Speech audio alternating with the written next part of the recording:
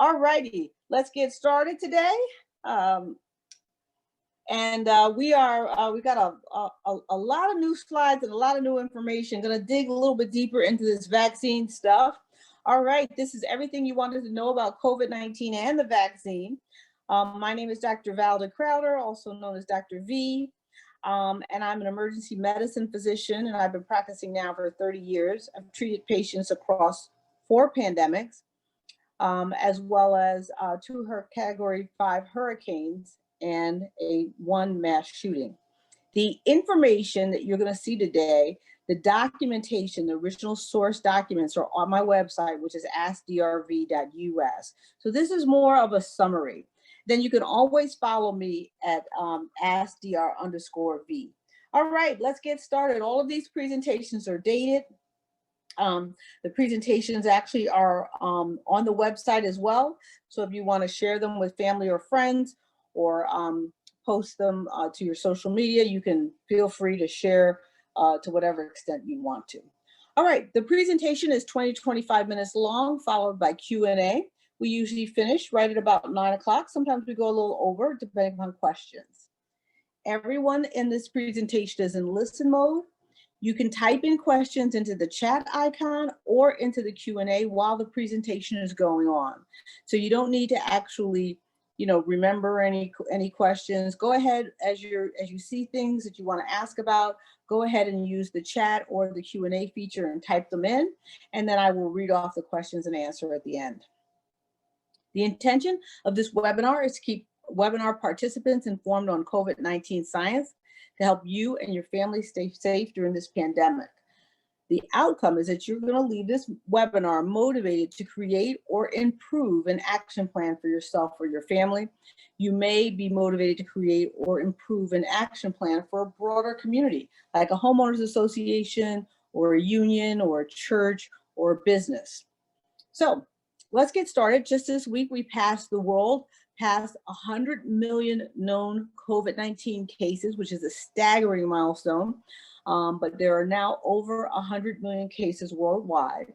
If you actually look, the United States is 4% of the world population, but we are 26% of the COVID-19 cases.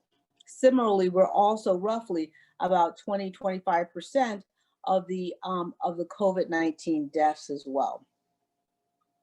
If you look at how we've done in comparison with other countries, Japan, Mexico, Canada, Germany, and UK, you can see from this graph that we have not done well. And this is based upon COVID cases per million residents. So this actually normalizes for the fact that we're a larger country. So we have not done well. We've talked a lot about, are all of the COVID deaths, and that, maybe they were overcounting. And as I said a couple of times in a presentation, that at the end, we're going to find out that COVID deaths have been undercounted. And what we're seeing here is in New York, the Attorney General, Letitia James, has found or documented undercounting of COVID-19 deaths at nursing homes. COVID is everywhere, from the gorillas in the San Diego Zoo to the Mexican president. So it is everywhere and all over the place. Now, a lot of families and couples have actually been really arguing and disagreeing about how they actually are going to take care of themselves during this pandemic. This is an article about a husband and wife.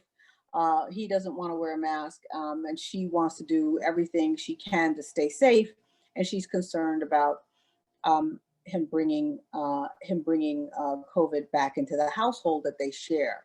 And you see this a lot, where families and sometimes husbands and wives have very different strategies. It's really important, if you share a household with someone, that you kind of have some common agreements around the sort of protective measures and the things that you're going to actually do to keep your household safe. You really have to operate collectively, almost as a household.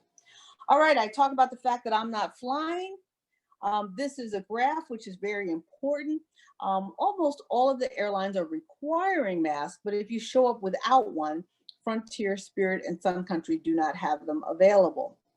There are several airlines, Allegiant, Spirit, and Sun Country, that are still not cleaning the plane before every flight. And then all of the airlines are selling the middle seat except for Delta. Delta has agreed to keep the middle seat open until mid-March, and they may extend it past then, but hurrah for Delta. Now also international air travelers are going to have to show a negative COVID test before leaving other countries, because the United States is such a hot spot. Want their citizens to document that they're COVID negative before actually returning home. Now, Canada, which has a much more robust system, has since January 7th been requiring a negative COVID test to actually travel.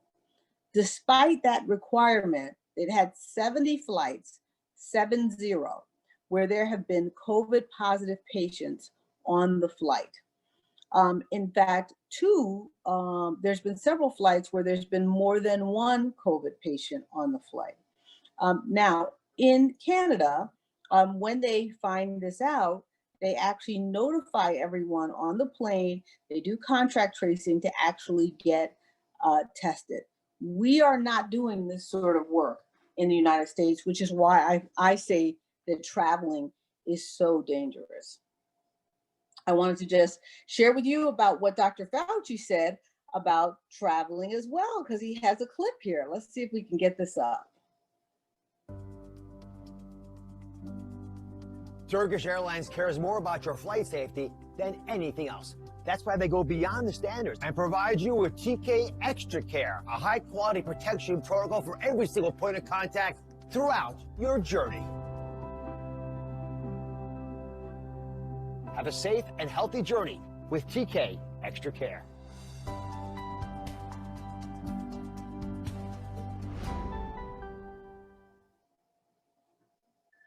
One of the worst parts about the pandemic is not being able to travel freely to see our grandchildren.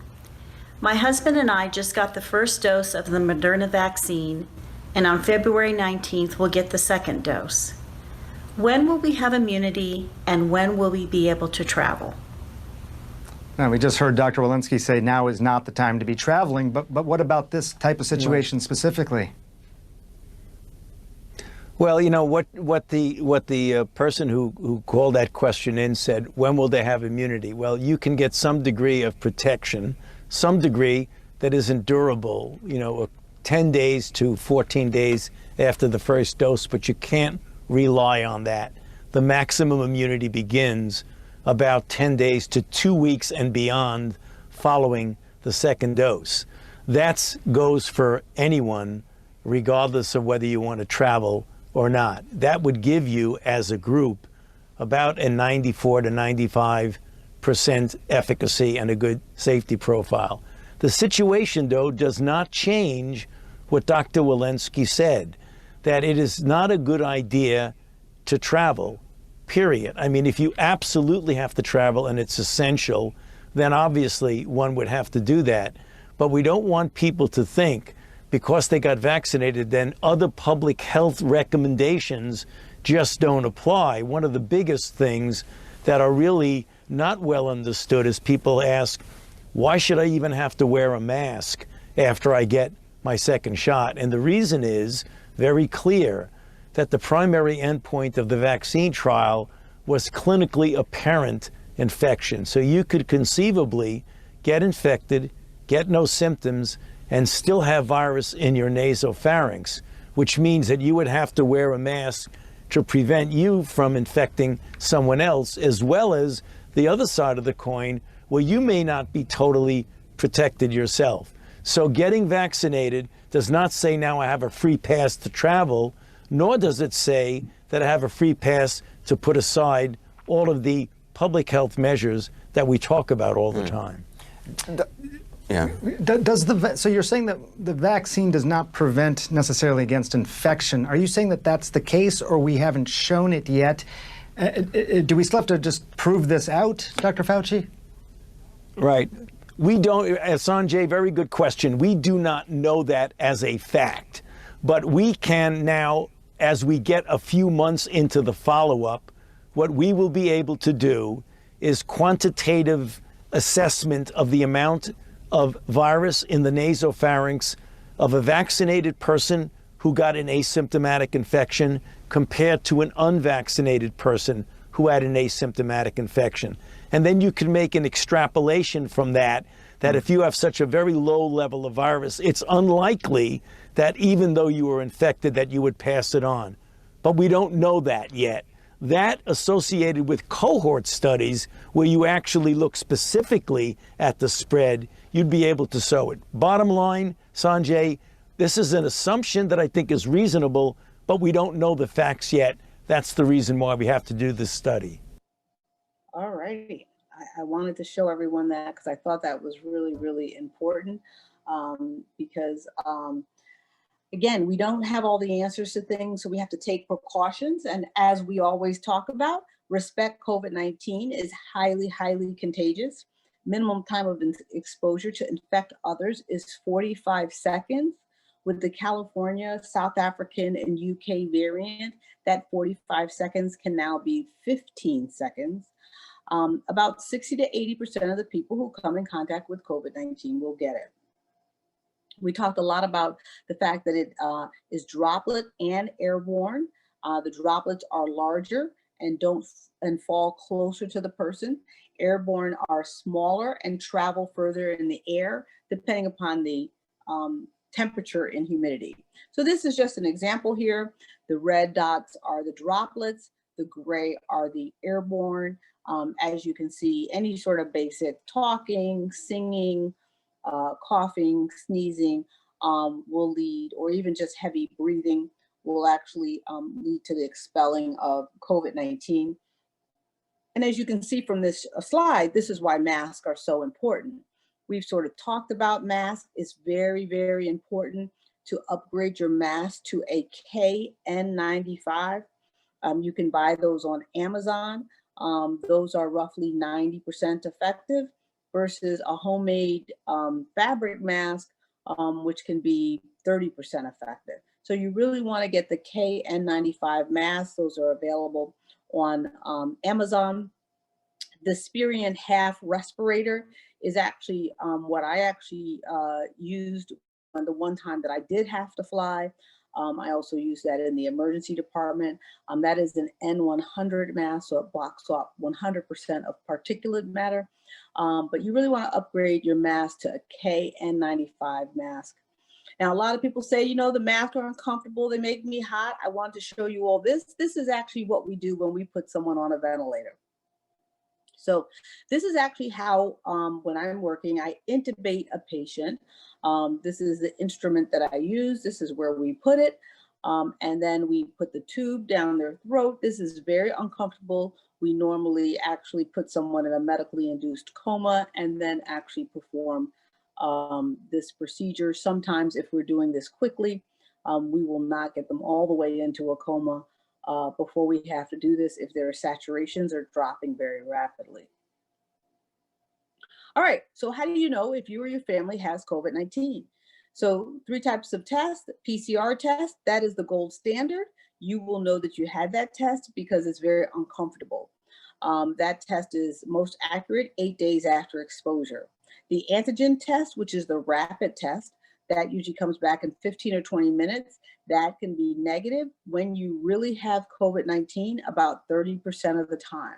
So I tell people, don't really act like you're negative unless you actually have had 2 antigen tests. And then lastly, there's CAT scan findings, which is sort of a streaking on both sides of the lungs that also is diagnostic of COVID-19. Let's talk about the symptom clusters. Usually the earliest symptom is a loss of smell and loss of taste. You really don't know if you're going to have a mild, moderate, or severe case until you've actually really gone through the entire 14 days. It can start off mild and get worse, and then start to get better, and then start to get worse.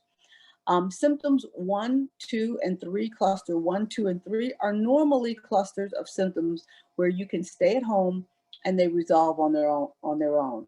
That's flu-like with no fever, flu-like with a fever, or gastrointestinal symptoms where people get vomiting and diarrhea. Cluster 4, 5, and 6 are the ones that actually normally get hospitalized, may go to the ICU, and actually are the ones that also may pass.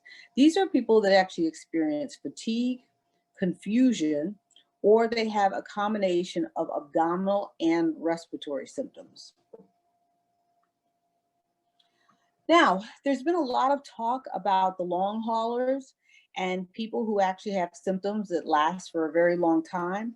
You can have symptoms that last for a very long time, whether or not you had no symptoms or whether or not you had a severe case. Normally what people are seeing, they're seeing dizziness, problems with coordination. There's also been some psychosis and psychiatric symptoms. So what we're finding is that there's a very, very high level of coronavirus in the brains of mice, more than the lungs. So this may explain why people are getting the long hauler effect or the neurologic symptoms that are lasting for months to years.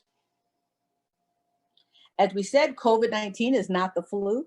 The flu is a respiratory disease. COVID-19 is a multi-system disease. In 11 months, about 26 million people have gotten COVID-19, and with that, we've had 440,000 deaths. We have never, with the flu, had over 80 or 90,000 deaths. So we've never had over 100,000 deaths in a year with the flu. These numbers that we're having with COVID-19 are what has happened in 11 months. We're not at the 1-year mark yet.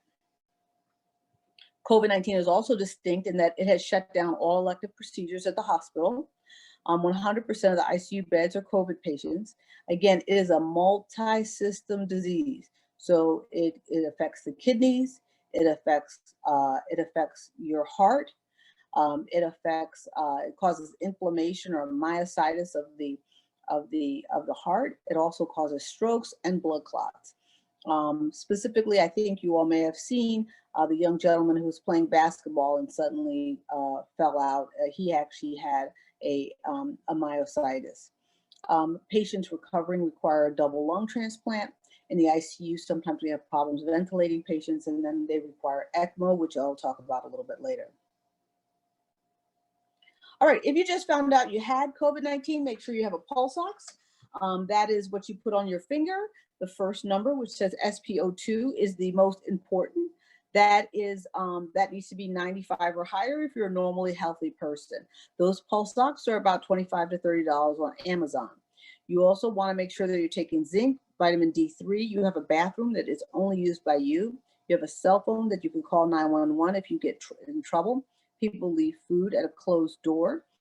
You want to open up the windows to your room or to your house. And if you're able to put in a HEPA filter, that is also helpful.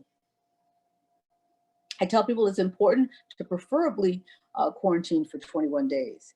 Now, if you have a family member that's in the hospital or in the ICU, just a couple pointers on how to best advocate for them. One is you want to make sure to appoint one family representative that will be talking with the physicians and the nursing staff. That representative should be clear on who's the nurse and who is the attending doctor. Attending is the most important word in there, attending doctor. There'll be lots of doctors seeing a COVID patient, but the attending doctor is the one that is actually responsible for that person's care. Who are the specialists that have been consulted, and make sure you actually get their names. You want to set a time to call regularly. I'll call every day at 10:30. Remember, shift change is usually 7 a.m. or 8 a.m., so that's not a good time to call. You want to make sure that the medical staff is aware of, what was your family member's normal status? Were they working, driving, living without assistance, walking without assistance, running or exercising or playing tennis? What are their wishes as far as being put on a ventilator or as far as having ECMO? Do they have any things that they don't want done for religious reasons? Some people, for instance, don't want blood transfusions. The other thing is you want to make sure with your family members, you want to be aware of sort of usually there can be a 30-day push by some insurers to basically no longer cover their care. So you just want to be really careful at 30 days. There may be a rush to push a patient out, and sometimes those patients are not ready and they wind up coming back. For any sort of physical or mental rehabilitation, you want to make sure that you're getting the services that you need, and that your family member is progressing. Also, too, if you have home health services, you want to know how frequently are they coming? Are you being discharged on Monday and the home health nurse is not coming until Friday? What are you going to do in the meantime?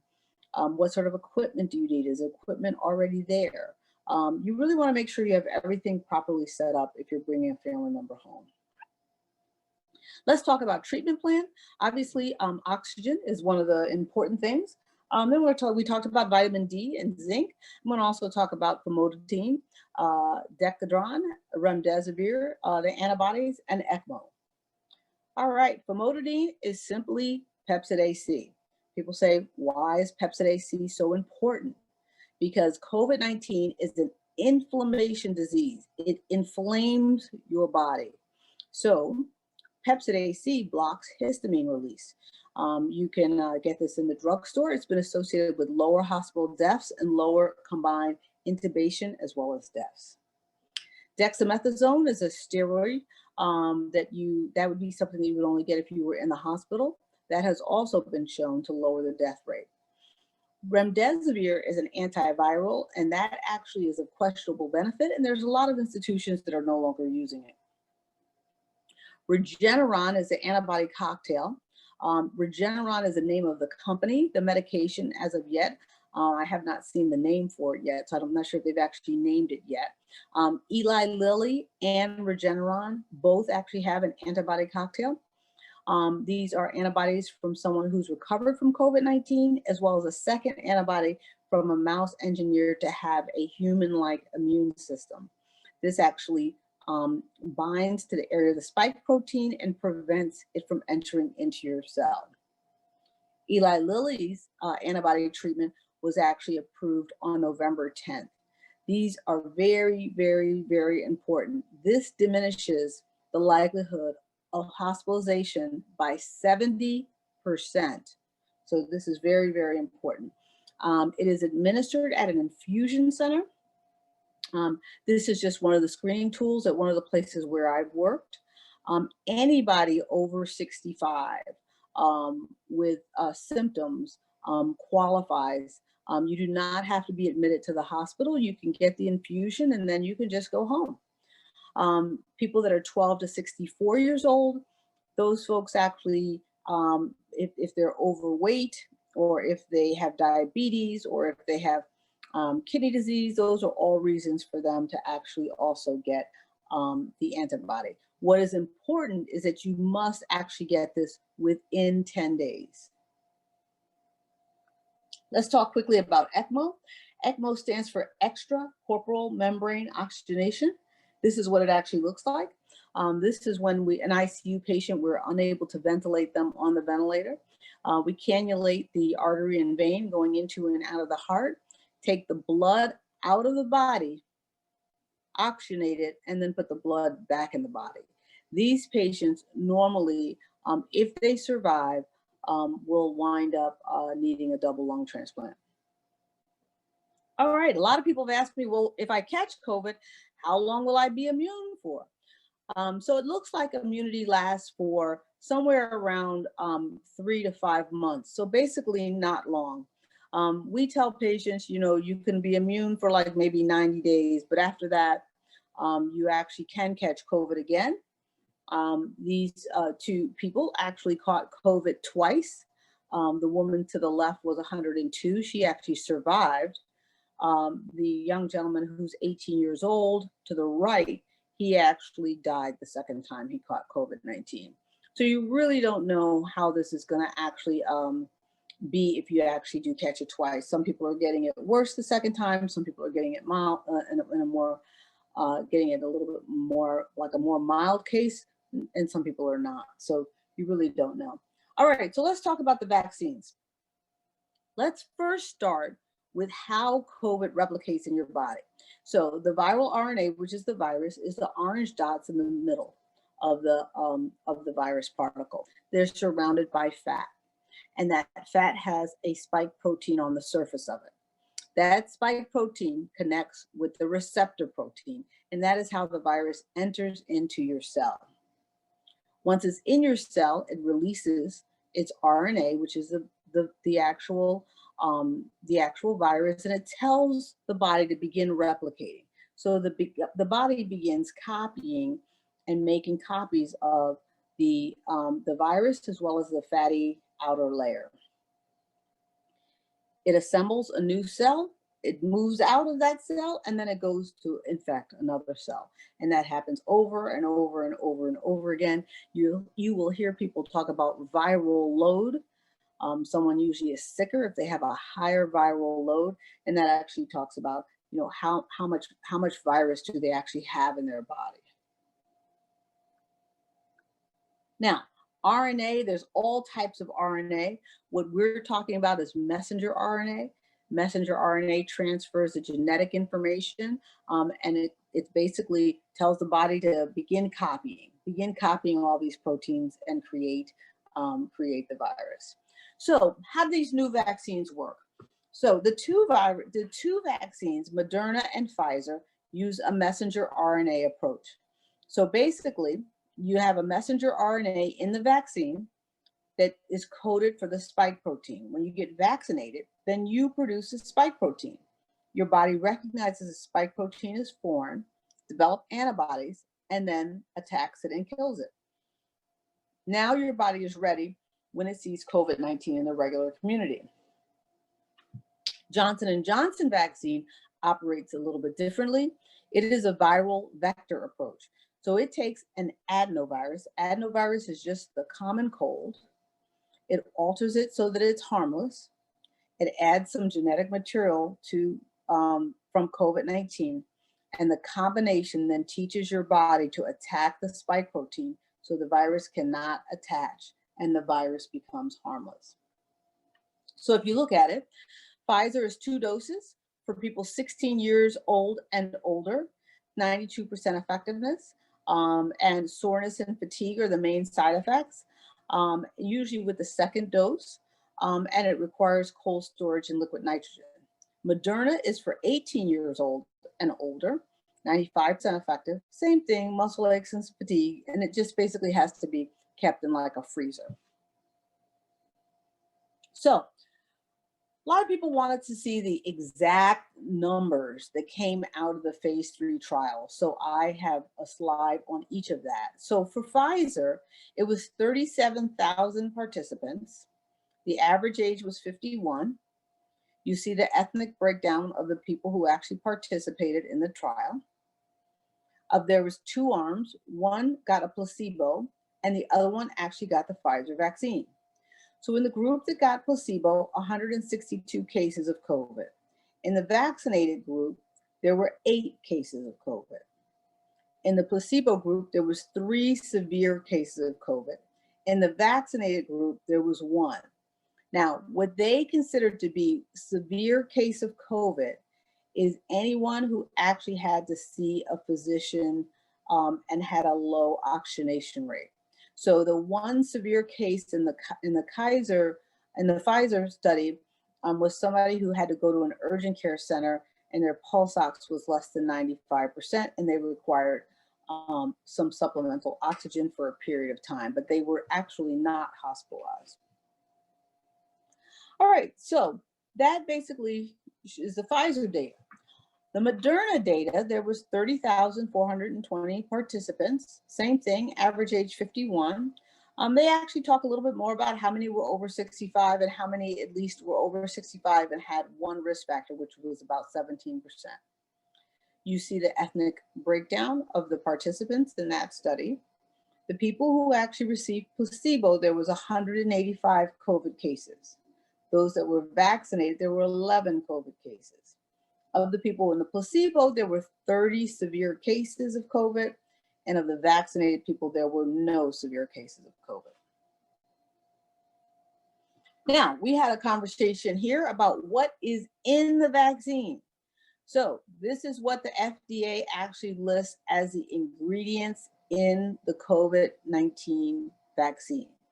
So these are the ingredients as listed in per the FDA. So I want everybody to sort of see that and take a look at that, because I know we had a lot of discussions about what is actually in it. Now, we also had conversations on Tuesday about, is ethylene glycol in the COVID-19 vaccine? And I promised today that I would actually chase this down and give you guys the answer to this. Ethylene glycol is antifreeze. And the answer is no. Ethylene glycol is not in the COVID-19 vaccine. Now, why do I actually think this information is out there and people are getting a little bit confused? They're getting confused because what is in the COVID-19 vaccine is polyethylene glycol. Polyethylene glycol is not the same as ethylene glycol. Polyethylene glycol is in lotions, creams, and toothpaste. It's used to help the vaccine evade the immune system and stay in your circulation longer. So ethylene glycol is not in the COVID-19 vaccine.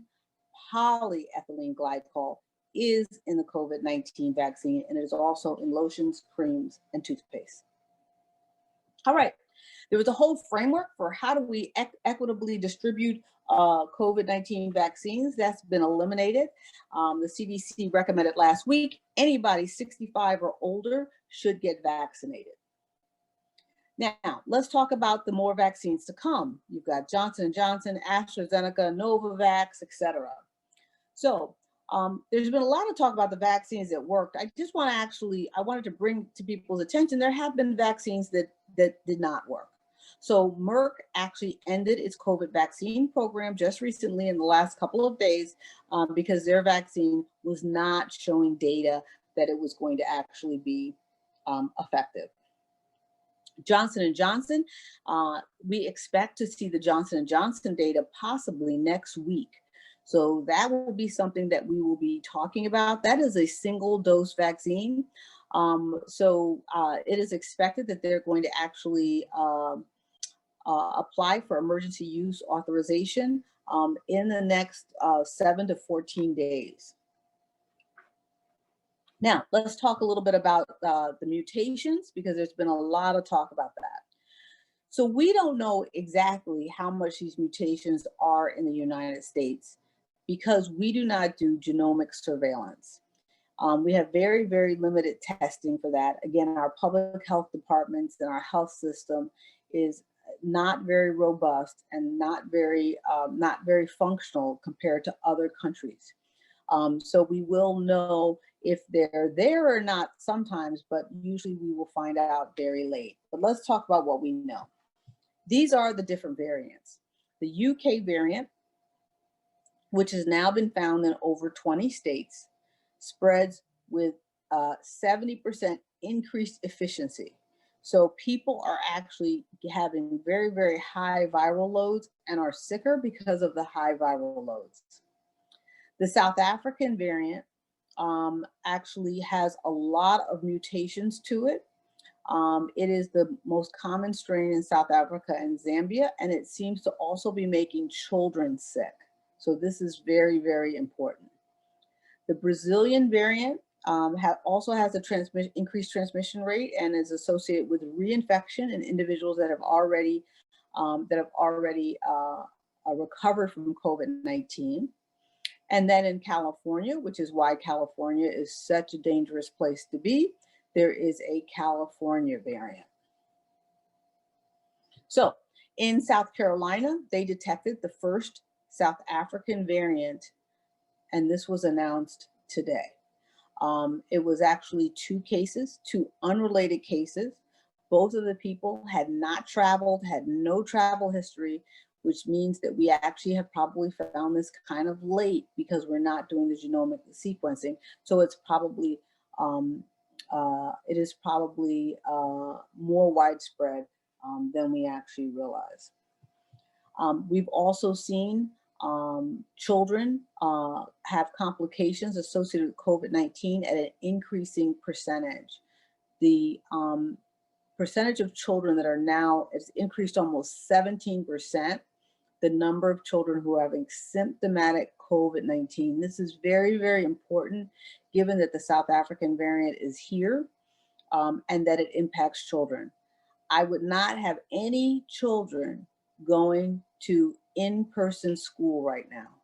So I think that's the most important thing. If you have children, if you have grandchildren, if you know of children, tell their parents, get them on this webinar. The South African variant is making children, healthy children, sick. And we have seen an increase already in the percentage of healthy children that are getting sick, and they should not be going to in-person school. All right, so altogether, we've we've given out 24 million doses of the COVID-19 vaccine. Now, we also talked about Hank Aaron and Larry King. And there was some questions about the Hank Aaron had just recently received a shot. Did he have COVID? Did he die as it relates to the vaccine? Larry King, did he die of COVID? So I got to the bottom of this as well. So let me start first with Larry King. Larry King did not have and had never taken the COVID vaccine. Larry King did in December have COVID-19. Per his wife, he recovered from it, but it left him in a very, very diminished state. After recovering from COVID-19, he actually caught an infection that was not COVID and died of sepsis. So often COVID-19 can leave someone very vulnerable to regular infections, and that sounds like that is what happened with Larry King. He would be, to me, a COVID-related complication because the COVID-19 actually left him in a very diminished state. So that's him. He did not get the vaccine. Hank Aaron did get the vaccine at about 18 or 19 days after the vaccine. Hank Aaron died in his sleep. We do not know why Hank Aaron died because the family opted not to do an autopsy. They said that Hank Aaron's father 30 years ago also died in his sleep, and they did not feel that an autopsy was necessary. So his cause of death is listed as natural causes. So that is the information on Hank Aaron and Larry King. But I want to talk in general about vaccine safety, because the Advisory Committee for Immunization Practice actually came out with a very, very long 56-page vaccine safety update. I have posted this document to the AskDrV.us website if you actually want to see the whole document. It's very easy to read. It's not in particular medical lingo, and it's a lot of slides and a lot of pictures. But I'm going to go over a couple of things here. So basically, there's a lot of talk about, we have basically a vaccine reporting system that is one of the largest vaccine reporting systems that we've ever put together in the United States. So it's looking at several things. So first of all, cases of anaphylaxis. This is allergic reactions to the vaccine. So the Pfizer has had 5 cases per million doses administered, a total of 50 cases. Moderna has had 21 cases out of 7.5 million doses given. That's 2.8 cases per million doses. So for every million doses, 2 people actually have an anaphylactic reaction. So that is that information. Now, they also looked at deaths due to any cause after a COVID-19 vaccine. So this basically kind of shows you the median age of the people that died was 79. Any of the ones that were less than 65 were 43. About half of them were women. 2/3 of them were in long-term facilities. And then it was 113 people died after the Pfizer vaccine for any cause, and 83 people died from the Moderna vaccine due to any cause. So what I wanted to talk about is here's how we determine whether or not a death is related to a vaccine or not. And I'm going to show the next slide.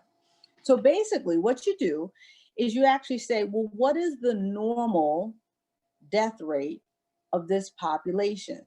So LTCF is long-term care facility. So they looked at what is the death rate of people normally during this same month and this same period of time, right? So what they found was the normal mortality rate of people in long-term care facilities are about 22% a year, right? So if you actually look at that, and they did all the math here, that would actually be, oh, I think I actually left a slide out, I'm sorry.